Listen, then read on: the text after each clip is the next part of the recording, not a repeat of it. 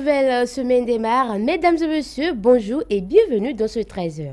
Le sommaire. Les apprenants perdent peu à peu l'habitude des bibliothèques, une situation préoccupante au regard du faible niveau des langues de bon nombre d'entre eux.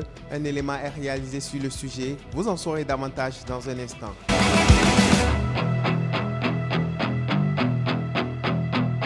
Votre émission Dimanche c'est politique a reçu plusieurs invités qui ont abordé l'actualité de la semaine. Le point est à suivre.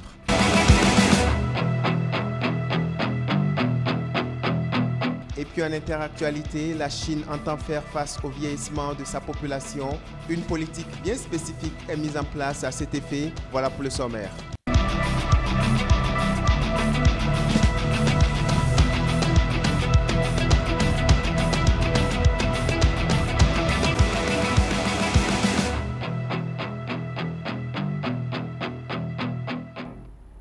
Merci de toujours nous préférer pour vous informer. Les élèves s'adonnent très peu de nos jours à la lecture, ce qui n'est pas sans conséquence sur la fréquentation des bibliothèques. Le reportage qui va donc suivre nous renseigne sur le phénomène.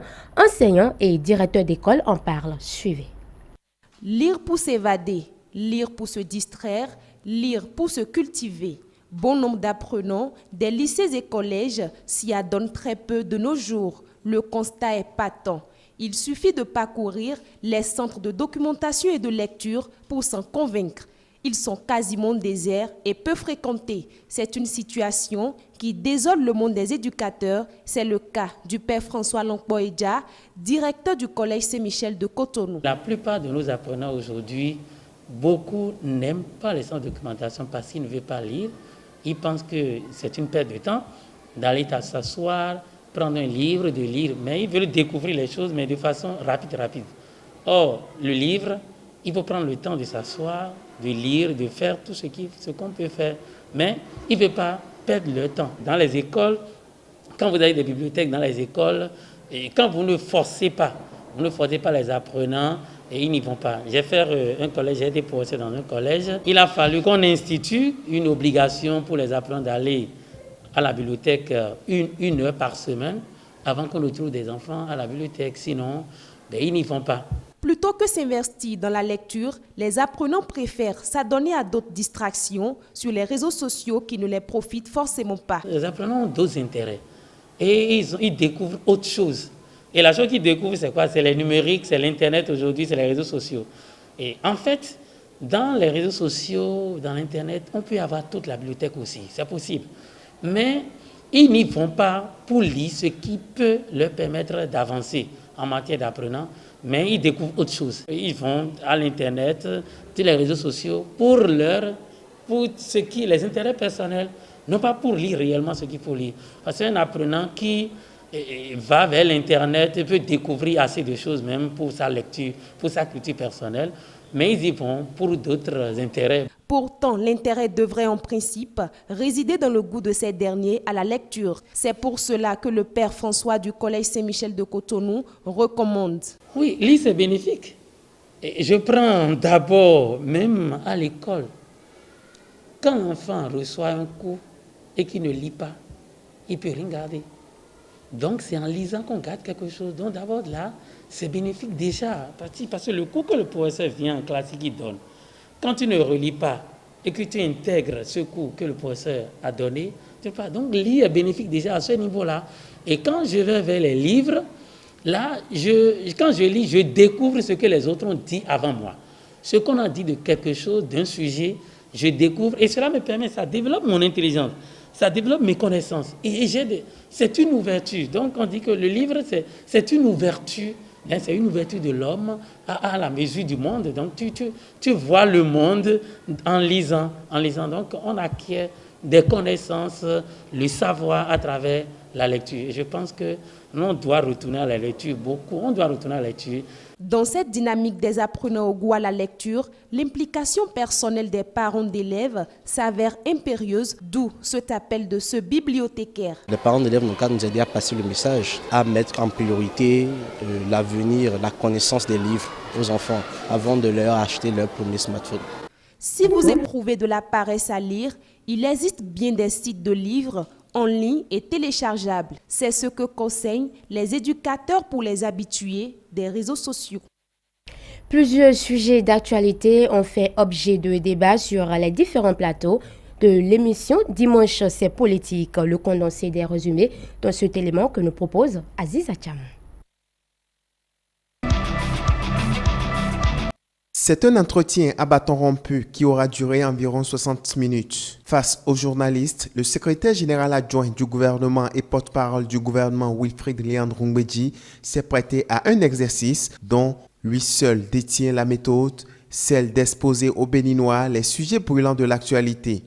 S'agissant des réformes opérées dans le secteur de la décentralisation, Wilfried Léandre Ngbeji s'est voulu précis. La démarche administrative, les procédures administratives demandent que le texte soit envoyé à l'Assemblée nationale.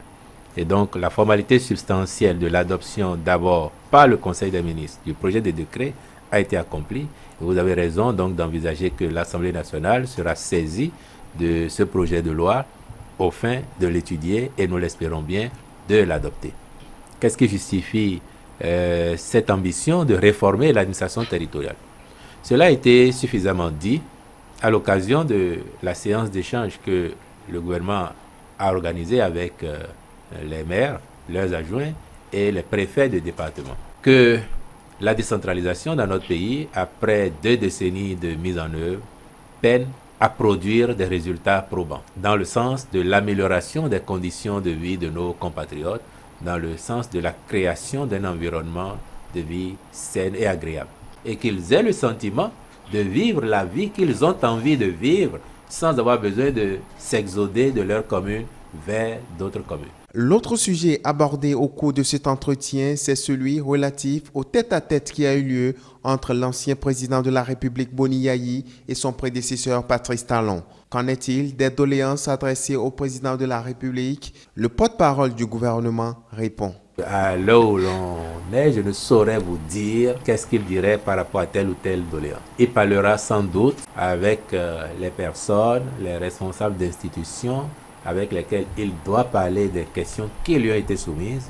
Et à l'occasion, si cela appelle une décision ou une action, vous en serez informé. Et l'ambiance qui a prévalu, c'est une ambiance saine.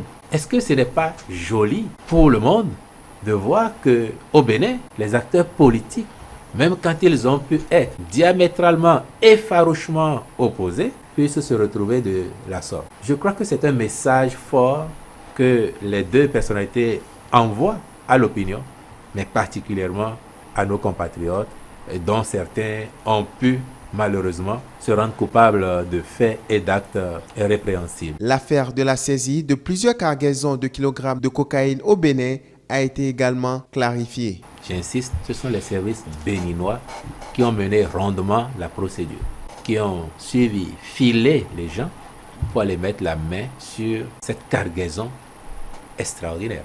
Les services ont, à un moment donné, eu l'information de ce que certains trafiquants, compte tenu du dispositif de traque qui existe au port de Cotonou, ont trouvé le moyen de rester au large. Donc, ils tiennent le bateau au large de nos côtes. Et nuitamment, ils font venir des pirogues, des embarcations de fortune, comme si on allait pêcher, comme si on allait en villégiature sur la mer. Quand les services ont appris ça, on dit bon, est-ce qu'on a le moyen d'aller prendre ce bateau-là? On ne sait pas comment ils sont dedans, on va suivre.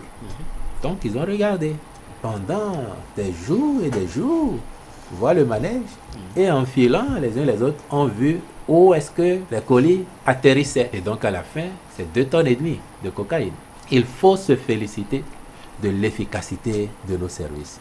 Et contrairement à ce que certains ont pu raconter, il n'y a pas de soupçon qui pèse au jour d'aujourd'hui sur un acteur du pouvoir, un acteur public, non. Quant à l'hebdo des éditorialistes, les confrères de la presse privée se sont focalisés également sur les faits marquants de l'actualité courant la semaine écoulée. Entre autres sujets, le vote du budget de l'État exercice 2022 à l'Assemblée nationale qui s'élève à près de 2600 milliards de francs CFA. Le social n'avait pas eu assez d'impact l'année antérieure. Cette année, il faut qu'on puisse mettre l'accent sur le social. Et c'est sûrement C'est cela qui a amené le budget à 2541 milliards. C'est à féliciter, pourvu que ce budget-là soit effectivement focalisé sur le social. Tout lorsque vous avez un chef de l'État qui parle du hautement social. Je pense que le budget qui va se mettre en place, donc, que ce soit au niveau du POGH, que ce soit au niveau des autres programmes conçus pour justement soulager, pour justement apporter, faire le social, ce serait avec des critères bien définis. Et ceux qui vont se retrouver dans ces critères-là vont forcément être impactés. L'éducation de base au Bénin, tout le monde sait qu'elle est totalement gratuite. Vous n'êtes pas sans savoir, il y a un an, en juin 2020, le gouvernement avait déjà pris, par exemple, une mesure pour aller au secours des couches vulnérables frappées par la Covid. Et là encore, on est en train de rééditer l'exploit parce qu'aujourd'hui, beaucoup n'avaient pas déposé. Donc, chaque gouvernement sait où concentrer ses efforts. En 2020, il y a eu des milliards qui ont été dépensés. Beaucoup ont reçu par Mobile Money et autres, beaucoup ont reçu l'appui directement du gouvernement. Une loi sur la protection des femmes contre tout abus de harcèlement. Les invités y ont donné leur avis. Il est clair que ce n'est pas en notre temps, ce n'est pas de nos jours qu'on a commencé par dire que la femme est le sexe faible. Et quand vous voyez nous sommes dans une société un peu machiste, où quand vous voyez dans les instants de décision, les femmes sont très peu représentées. Je me souviens du discours, de la première sortie du chef de l'État qui dit que tout sera fait au mérite. Il faudrait que et l'homme et la femme, au niveau de chaque couple, sachent raison garder pour que, si par exemple, parce que la loi, c'est pas seulement quand on est dans une situation de harcèlement sexuel, le code de la famille, qui est toujours en vigueur, a aussi quand même prévu certaines dispositions qui déjà protègent un peu la femme. C'est facile de dire j'ai été harcelé. Ça veut dire lorsque vous cherchez une go maintenant, là, en même temps, il faut qu'elle accepte. Parce que si vous insistez 2 fois, elle peut prendre ses preuves là pour dire bon, voilà, je refusais, voilà, elle continue de m'envoyer, de m'écrire des messages. C'est ça qui est mon problème. Sinon, je ne suis pas contre ce projet de loi qui protège la femme. Dans le décryptage de ce dimanche, le consultant politique Agapit Napoléon Maforican est revenu sur la transmission à l'Assemblée nationale du projet de loi portant répression des infractions commises à raison du genre et de la protection de la femme, et l'ambition du Bénin a fait partie de la Commission des droits de l'homme des Nations Unies. Les temps forts de son intervention avec Stélia Padon. La volonté politique d'enrayer avec les violences basées sur le genre se manifeste davantage avec la transmission à l'Assemblée nationale par le gouvernement du projet de loi y afférent. Saluant cette avancée, le consultant politique Agapit Napoléon Maforican déplore tout de même le mutisme de certains acteurs face aux différents apports et suggestions du chef de l'État. La volonté, elle est là, elle est claire.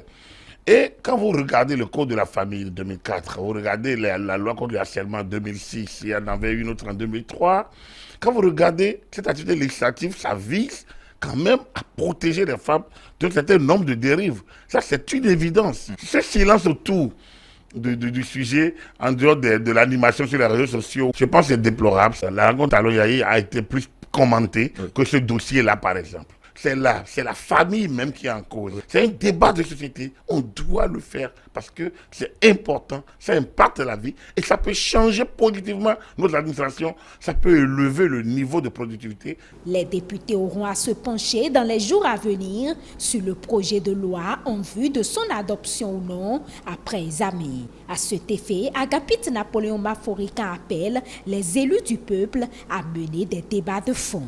Ce qui est souhaitable, c'est que les députés regardent quand même un certain nombre de dispositions avec beaucoup de patience, pas du tout de passion alors, consulte sociologue, psychologue, juriste, pour mieux appréhender tous les méandres de cette volonté, une fois encore salutaire, mais qui ne devrait pas non plus déboucher sur des situations non maîtrisables et qui pourraient nuire aussi. Car en voulant protéger les femmes, il faut créer une société d'hommes à part, des femmes à part. C'est salutaire que l'Institut de la femme puisse être en mesure d'être en justice. Mais si, par exemple, l'Institut monte sur 1, 2 ou 3 cas et n'arrive pas à avoir gain de cause, elle perdra en crédibilité. Voilà. En créant une chambre spéciale à la criette, il faut penser à former des juges spéciaux, des procureurs spéciaux spécialement sur ces questions parce que ça devient un droit nouveau. Face à la diversité des points de vue de certains acteurs de l'opposition au sujet de la rencontre entre Boni Yayi et Patrice Talon, Agapit Napoléon Maforicain estime qu'il revient à l'ancien président de clarifier sa position. Il n'a pas incompris, pas du tout. C'est plutôt à lui de clarifier sa position. Parce que lorsque vous êtes ancien président de la République, il y a une posture que vous devez avoir. Lorsque vous êtes chef de file de l'opposition, ou bien chef moral d'une opposition, il y a une posture également que vous devez avoir. Donc, dans les deux cas, il faudrait c'est à lui de clarifier. Quand il rencontre Patrice Talon, en tant qu'ancien président de la République, il y a des dossiers qu'il peut évoquer. Alors, évoquer des questions comme exilés politiques, détenus politiques, ça pose un problème. Convaincu de ce que Patrice Talon est depuis 2016 en train de remettre le Bénin sur les rails du développement, le consultant politique ne doute point de la capacité du Bénin à devenir membre de la Commission des droits de l'homme des Nations Unies. Si le Bénin était fiché, effectivement, comme un pays ne respectant pas les droits de l'homme, l'Union africaine ne l'aurait jamais soutenu. Donc le Bénin est soutenu et dans ces conditions, il n'y a pas de raison qu'on ne soit pas.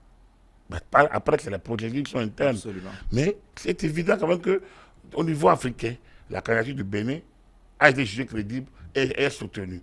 Ça montre simplement notre niveau d'avancement. Tout le monde ne peut jamais être totalement content. Mais je pense que le Bénin est sur une voie aujourd'hui qui demain fera de lui un pays envié.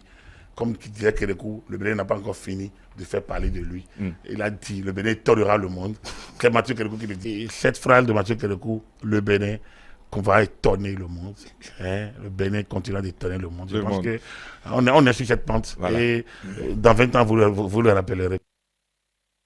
Hors de nos frontières à présent, le ministre du Commerce chinois redouble d'efforts pour créer un marché intérieur fort. Pour y parvenir, il entend se pencher sur les secteurs de l'automobile et de la restauration. Suivez. La Chine prendra des mesures pour accélérer la modernisation de sa consommation et favoriser de nouveaux types de consommation, en particulier dans des secteurs tels que l'automobile et la restauration. La Chine étendra également son ouverture et favorisera un développement de haute qualité en facilitant l'accès au marché, en réduisant la liste négative des investissements étrangers et en établissant des zones pilotes de libre-échange. Le ministre du Commerce, Wang, a également déclaré que la Chine fera progresser l'ouverture institutionnelle et mettra en place des systèmes et des mécanismes solides visant à stimuler la demande intérieure, la double circulation et la coopération multilatérale. Nous continuerons à nous concentrer sur la promotion de l'innovation et de la circulation en développant davantage le secteur des services. Nous visons à promouvoir la mise à niveau du secteur de la vente au détail et l'innovation du marché des matières premières. Nous améliorerons également les installations logistiques de la chaîne du froid pour les produits agricoles et le système de distribution logistique urbaine et rurale. Améliorer la circulation commerciale et favoriser une plus grande entreprise et le commerce seront également nos objectifs. Dernier élément pour clore cette édition, bientôt une politique de 3 enfants en Chine pour faire face au vieillissement de la population. Les précisions avec nos confrères de CCTV+. La Chine a annoncé qu'elle introduirait une politique de 3 enfants pour faire face au vieillissement de la population du pays. Une réunion du bureau politique du comité central du Parti communiste chinois a souligné lundi qu'une série de mesures seront mises en place pour aider les couples qui souhaitent avoir un 3e enfant, affirmant que la politique améliorera la structure de la population. Un récent recensement de la population montre que les problèmes de vieillissement dans le pays se sont accélérés au cours de la dernière décennie. La Chine a mis en place une politique de l'enfant unique depuis la fin des années 1970 jusqu'en 2016, date à laquelle une politique de 2 enfants a été introduite. Mesdames et messieurs, c'est ainsi que nous refermons ce journal. Merci de nous avoir suivis. Juste après moi, vous retrouverez la rediffusion du décryptage avec le consultant politique Agapit Napoléon Maforicain. Je vous rappelle également que vous pouvez nous suivre sur le www.etelebene.com, sur la page Facebook Etelebene ainsi que sur la chaîne YouTube. Agréable journée à tous et à demain.